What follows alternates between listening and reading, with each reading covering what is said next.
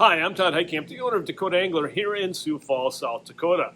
Welcome to this week's edition of the 2-Minute Fishing Report. Well, one thing for sure, folks, this weatherman definitely got tired of the cold weather, and I decided to turn the old thermostat up, but maybe I turned it up just a little bit. I mean, you talk about going from feeling like winter to summer in a few days. We have it, but it's going to cool back down. So keep that in mind. But with the warmer weather, a lot of people have been really hitting some nice fish around the area.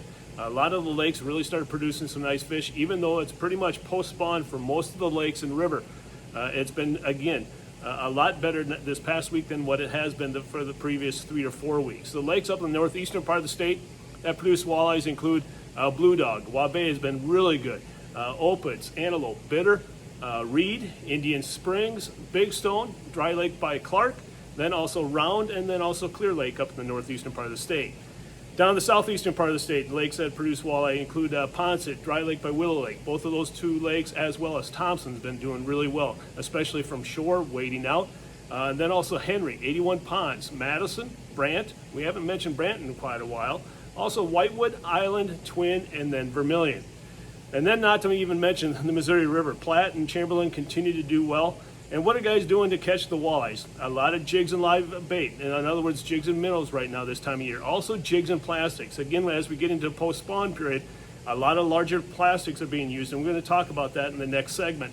But some of those plastics include the Selmo swim baits, the walleye assassins, the Berkeley champ swimmers. And again, we're going to talk about these. Also, large twister tails. When first time we've had them is the Mogambo twisters from Mr. Twister. Really the type of bait that you would want to use this time of year. Also, other guys are having quite a bit of luck just using mimic minnows. And the advantage there is that the plastic's already pre-rigged on the jig for you.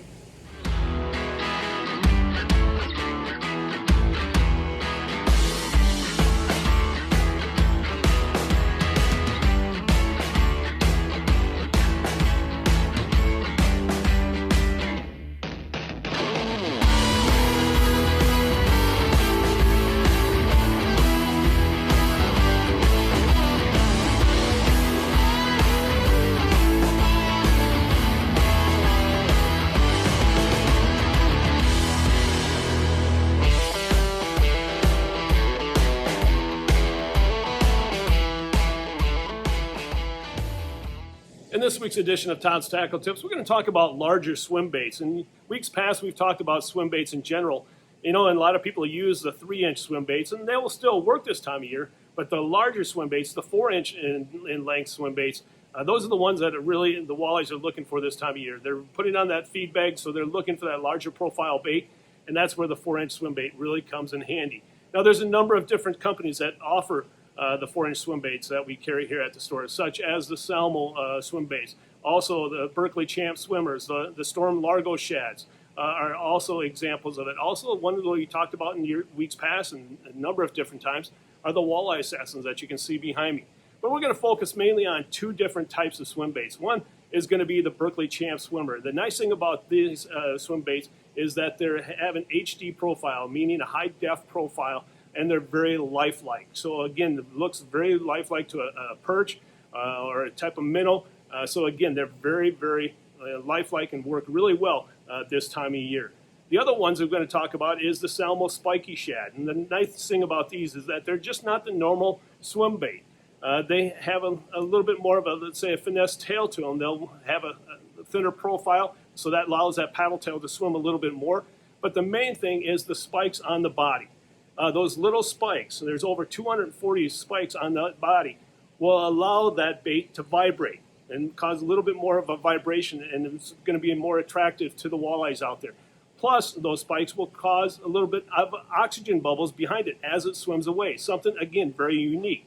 The third thing that makes this bait unique is the fact that if you use any type of scent, those spikes will hold the scent a little bit better than the normal type of swim bait. So again, the spiky shad by Selmo is very unique. And honestly, when you're looking at the difference between a successful day and a not so successful day, maybe something a little bit more unique, such as the Selmo spiky shad, will be the ticket. And now it's time to take a look at a few photos that you sent in to me this past week.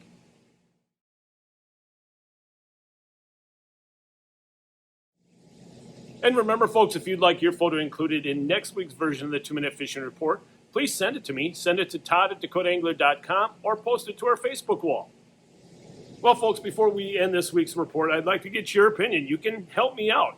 Is there something that you would like me to talk about, such as a new piece of tackle or an old piece of tackle? Or is it a new fishing technique or an old fishing technique or weather information or whatever you'd like me to talk about? Please let me know. It's your chance to give back on what you would like to hear. So again, you can post a comment on Facebook. You can send me an email at Todd@DakotaAngler.com, or you can also feel free to give us a call at 605-336-9132.